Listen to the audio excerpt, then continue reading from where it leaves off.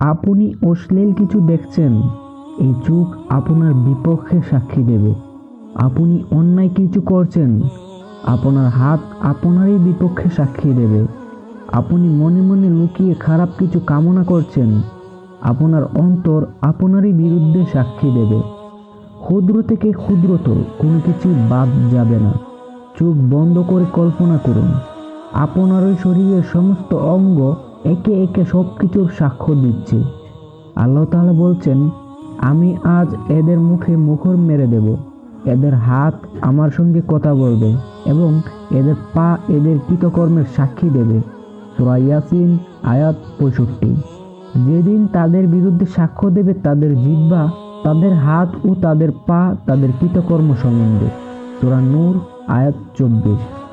নিজেকে ভালো কাজে ভালো চিন্তায় ব্যস্ত রাখতে হবে।